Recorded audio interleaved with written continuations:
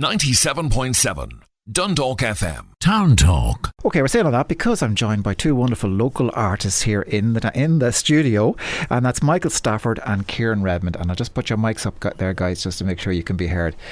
You're very welcome. Thank you very much, Pat. Thank you. Now, just so everyone knows who's who, Michel, you tell us a little bit about yourself, and then we'll hear from yourself, Ciaran. You're an artist. Just explain who exactly you are. Well, I'm a Dundalk artist. I'm with Artists Exchange, the guys who've created the event we're going to talk about. And I kind of got involved with Artists Exchange possibly about 5 years ago, not long after they started. So they're celebrating 5 years this year, and that's why they're having this kind of mini festival. Okay. And so I was one of the early ones in, and I met Bernard and Una at an art exhibition in the basement gallery, and so they got talking to me. There was a bit of wine, but not too much, and they convinced me this was a good idea. So I went to a couple of meetings and slowly started meeting other artists, started appearing, and then we started doing things up in Creative Spark, which is kind of our base. Right, and we just spoke earlier on the show to Vivian Bourne, who's just joined Creative Spark as a artist in residence. So great stuff happening down at Creative Spark. Mm-hmm. And Ciaran, yourself, you're what? I'm from MOPOSOGS, which is the Monaghan. Let's say that. Go on, MOPOSOGS, yeah. MOPOSOGS. Monaghan Songwriters and Poets. Right. And it's a group.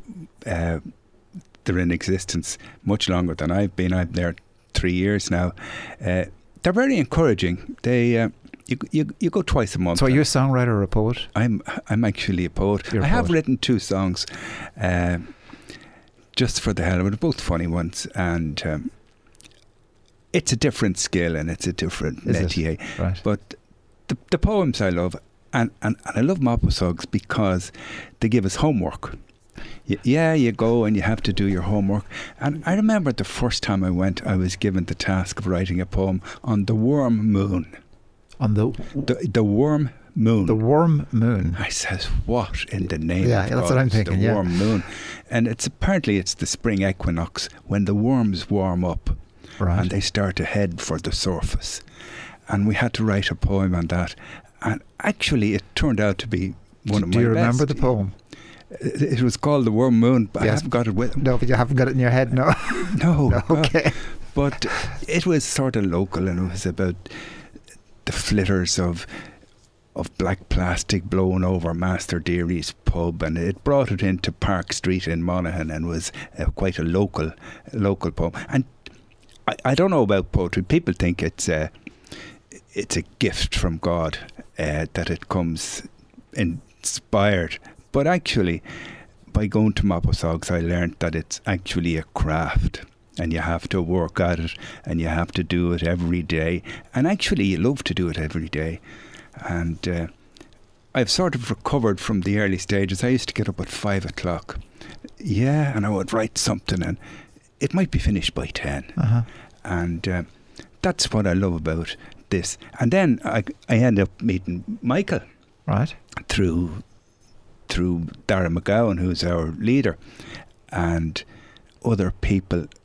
I've only met them on the internet. I've never actually met them yet. There's Petra Bertisson and there's Jebun Nabar, whose poems I got her art and she wrote. So we're getting in now to the project Awash with Colour, because you're both from different arts. Let's put it that way. Poetry. Yeah. Art, as in painting, or I'm assuming that you paint. Mainly a painter, yeah. Mainly a painter. And sorry, just going to pull that mic a little bit closer to yourself there, because I want to make sure everyone hears exactly what you want to say. What we're going to say. Okay. The project, though, as Ciaran's just alluded to there, is combining the 2 art forms and one sort of to inspire the other. Can you explain to me what's involved in this process?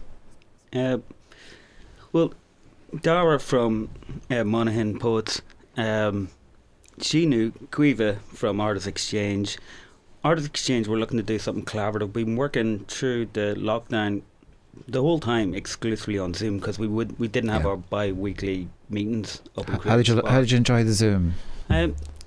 We kind of slowly got into it, we started by everybody would do a piece of art online. Quite a nice experience. Yeah. Because we couldn't meet up and show, because we'd actually, in Creative Spark, we'd actually do skills sharing. So if somebody was very good at a type of etching or a type of printing or painting, they would come in and give a demonstration, which is so 40 of us could actually share each other's skills. So we tried to do some of that online. Okay. So we developed some projects, and lo and behold, we just one after another. But Caoimhe and Dara got their heads together and kind of go, wouldn't it be great for a kind of a collaboration outside the group? And so Dara being, as Ciaran says, head of Monaghan Poets, decided it was a great idea, and we just kind of go, we arranged a big Zoom, and I think there was 20 of their guys, 20 of our guys, and it was... So you're paired off, basically. So well, then the poet paired off with an artist. Caoimhe and Dara came up with a type of pairing, not selecting, kind of randomly picking. So I got Ciaran's poem, Awash with Colour, which was, he came up with the name, the title. So Ciaran, you've written the poem that's basically inspired this particular event, right? Okay. And I've painted the painting. And you've painted the painting. Yeah. And so you had the original idea, and That's then right. the artist is tasked with coming up with a piece of art that's going to represent your poem. Exactly. I'd say these guys, this must be very challenging for both of you. Well, particularly for the person you had the original poem, so that maybe you're safe. You now have to meet his expectations of what his poem's going to look like. Well, it was pretty tough actually. The poem is very Blaken in style, and it opens up with a very crisp and detailed explanation or a description of a sunset. So I really struggled with it at the beginning. And can I just ask, did you just read the poem and interpret it in your own way, or did you speak to Ciaran and say, can you explain to me what this is all about? I just had to read the poem. Just go for it. Okay. I don't Big think, gamble. Well, I don't real choice. There was no, besides the actual Zooms themselves, between the groups, there was no kind of outside the party kind of conversations. So I got the poem, and after I went through a couple of different ways, and actually I have a picture of the poem here. You can probably see. Well, we can't see it in the radio. Well, no, but you can get a look. And, I can get a look. Ciaran's seen it. Can I just say something here? Because off air, I think you said to me that you guys hadn't met until you came in here. That's right. Which is amazing. So here you are collaborating on a poem and a painting, and you never met. So have you seen the painting yet yourself? I have. Go ahead. Michael has shown me all on the computer. I'm going to see it. Culture Night. It's been saved especially for Culture Night, and I'm going to see it. And my little piece has been written, and it'll be displayed beside it. And Michael, he's very modest about his talents. He forgot to tell you that he's an educator, he's a graphic designer, he's a mentor for kids, he teaches for nothing, he's a lecturer. He's blushing over there. Yeah, the things that this man has done with art, and I'm telling you, if you want to put Picasso and Dali together, we've got Stafford for our Irish take a bow, Michael. For that. Take a bow. That's where this guy with his seekers and his dreamers and the flute player, these are actually very special paintings from a very gifted artist. And I looked up to him, and actually I was gobsmacked when I saw he was so young. Right. Like he must be 30 years younger than me, and he's oozing with talent, but he forgot to tell you that. Okay, well, I think we've just heard now, which you should have told us, but he's so modest over there. Doesn't know what to say. Thank you, Ciaran. You're all of those things and more, says you. I'm lost for words now. So bring you back. You're interpreting the poem of Awash with Colour, and tell us again what you're saying. So I deliberate, and when people get to see the paintings, they will see the underpainting. And the other painting is the type of, it's almost like the scars of a previous painting, but they feed into the painting.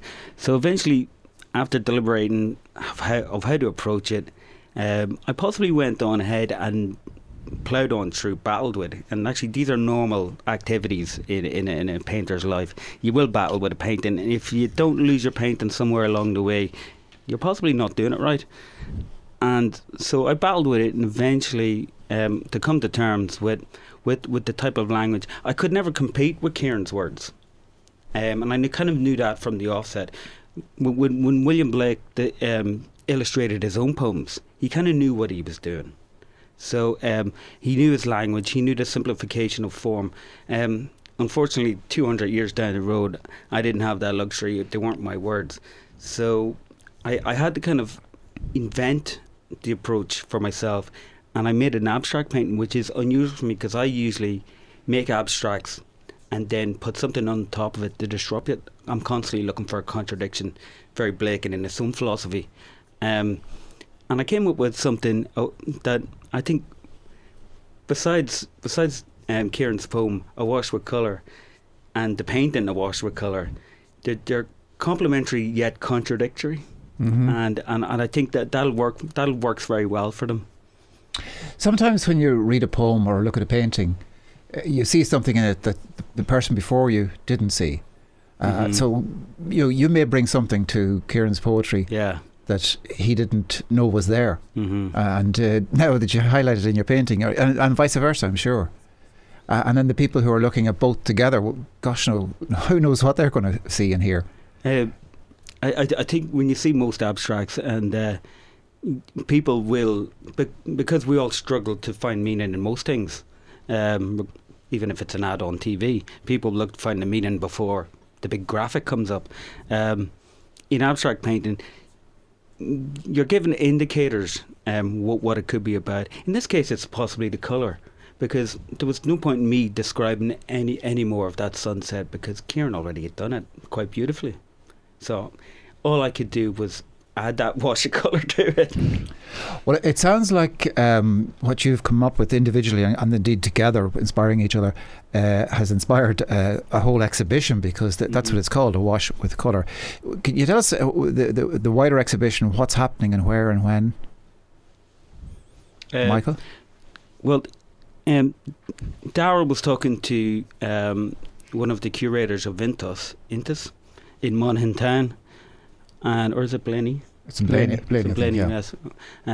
It's a lovely venue, and she was excited about the collaboration between Monaghan Poets and Artists Exchange, and she worked it into her schedule, which is very unheard of in any gallery in Ireland, possibly even the world. And she squeezed us in because she was so excited about these two kind of, I wouldn't say major organisation, but up in this neck of the woods, we're kind of a little force to be reckoned with on both sides. And the 30-mile, the 40-mile distance didn't matter. And we kind of meet in Blenny somewhere, don't we, really? Yeah. We do. And, so there's going to be an exhibition in Blenny. Do you know when that might be? I think it's December the 7th, is it? I have it actually here. It's the 9th of December in the Intus in Blenny. And you're going to have, I think you mentioned there were many artists and many writers involved in the whole thing.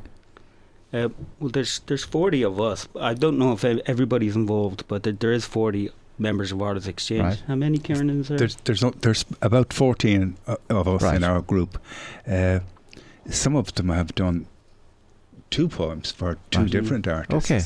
And so there literally will be dozens of pieces of art as a result of this collaboration. I was very fortunate. Michael, he was the artist who painted my poem, and I was the poet who got 2 beautiful pieces from 2 wonderful artists. One is Jebun Nawar. She's a Bengali. She's a teacher here in Ireland, and she painted a picture. It reminded me of one of the pictures that Irish exiles used to paint years ago, and this was harking back to her time on the Mekong Delta, fishing with her father, and they grilled the hisla, the fish they ate, and she missed that she couldn't eat the fish or she couldn't hug her father. And the other beautiful artist I got was a girl called Petra Berntisson, who is a Swedish artist, works with AAEG and is working here in Dundalk, and she painted a picture of a boat decaying, pulled up on the bank, and I actually sort of got lost in the interpretation of it. I saw the boat and we were walking. Yeah, I'm just looking at it here now, and it's Green Golden Village of Bangladesh, and it's partnered with yourself, Ciaran. Yeah. Beautiful piece. And can I ask you, so you're tasked as a poet, the reverse of what Michael's been tasked with. See, you have this picture in front of you, this painting in front of you, and you have to come up with a poem. So have you got the chance to put pen to paper, as they say? Have you written your poem yet? Oh yeah, I did it. It actually came very quickly, because I am a boatman, and I sailed 3 times around the world when I was a young fella. And I love boats, and both of the people that I got. Talk about, is there a God? Serendipity.